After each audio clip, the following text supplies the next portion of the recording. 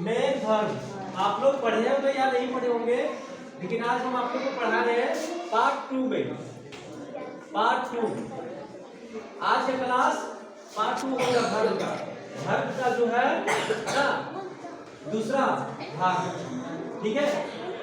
पहले पढ़े थे डिफिनेशन और व्हाट इज वर्ब और काइंड्स ऑफ वर्ब के बारे में पढ़े थे, ठीक है ना। और हम पढ़ने वाले हैं काइंड्स ऑफ मेन वर्ब।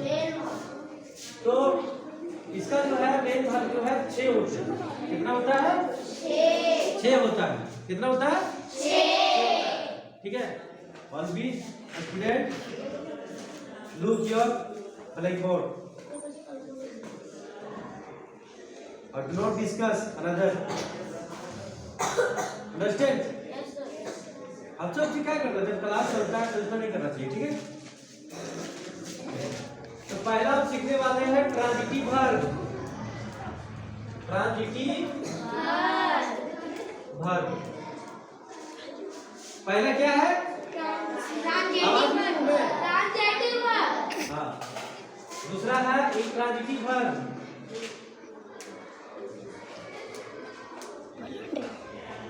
और तीसरा है रेगुलर वर्ब और चौथा है इरेगुलर और पांचवा है फिनाइट वर्ब और छठा है इनफिनाइट, ठीक है। ये है मेन वर्ब का भेद। क्या है? मेन वर्ब का भेद है। समझ में आया? तो ये मेन वर्ब का भेद कितने होते हैं? कितने होते हैं? 6 होते हैं। ट्रांजिटिव वर्ब हो गया, इंट्रांजिटिव वर्ब हो गया, रेगुलर वर्ब हो गया, इरेगुलर वर्ब हो गया, फिनाइट वर्ब हो गया, इनफिनाइट वर्ब हो गया। Any problem? No sir. अब हम पढ़ेंगे ट्रांजिटिव वर्ब के बारे में, जानेंगे एक एक करके हम सीखेंगे ट्रांजिटिव वर्ब के बारे में, इंट्रांजिटिव वर्ब के बारे में, रेगुलर, इरेगुलर और फिनाइट और इनफिनाइट के बारे में हम सीखेंगे, ठीक है ना। कोई दिक्कत होगा तो फिर से आप पूछ सकते हैं, ठीक। तो फिर जाके YouTube में मेरे channel best CBSE coaching centre में जाकर के चैनल का नाम है, ठीक है, उसमें जाकर के फिर से आप रिवाइज कर सकते हैं, ठीक है। और लाइक और शेयर जरूर करना, ठीक है। करोगे ना? Yes sir. तो चलते बच्चे आगे हम पढ़ते हैं, ठीक है। कोई दिक्कत है क्या? No sir. इसको मिटाते हैं। उतार लिया कॉपी में? उतार लिया, ठीक। उतार लिया ना? लिख लिया ना? कोई बात नहीं, तो मिटा रहे।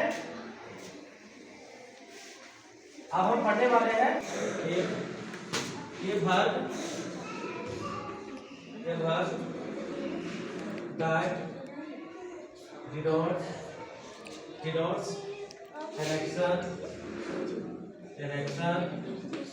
an action which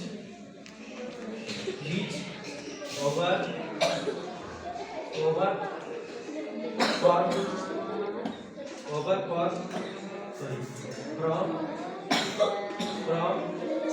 the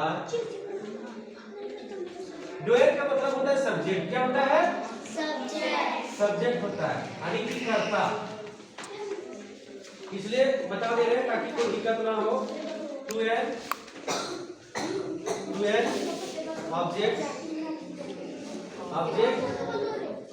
is called या ट्रांजिटिव वर्ब।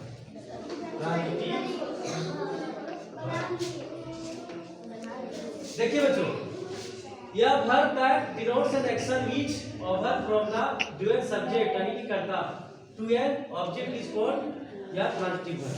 बोल रहा है कि जब क्रिया का असर कर्ता तक ही सीमित नहीं रह करके, है ना, किसी अन्य शब्दों पर जाए, यानी शब्द क्या होता है? ऑब्जेक्ट पर।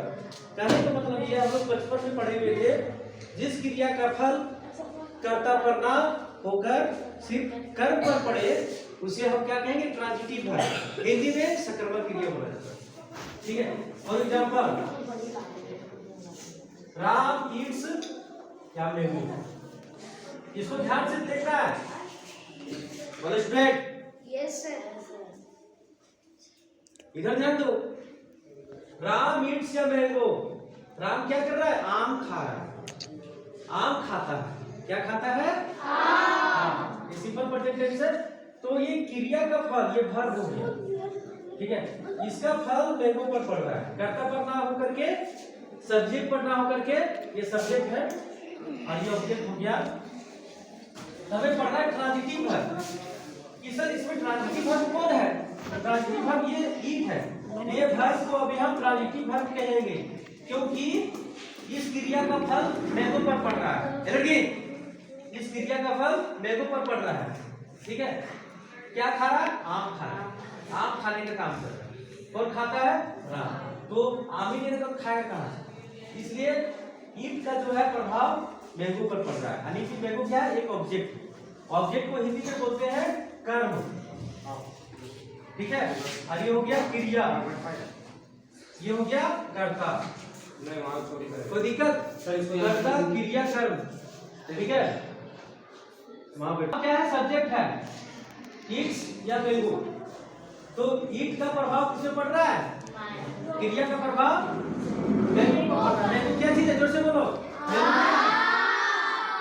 गलत बोल रहे हो, ठीक है। हिंदी में कर्म बोला जाता है, ठीक है। आप दूसरा दे रहे हैं, ठीक है। दूसरा एग्जांपल है, नेक्स्ट एग्जांपल, आई राइट या लेटर। राइट क्या कर रहा है? लेटर कर रहा है। राइट क्या कर रहा है? लेटर।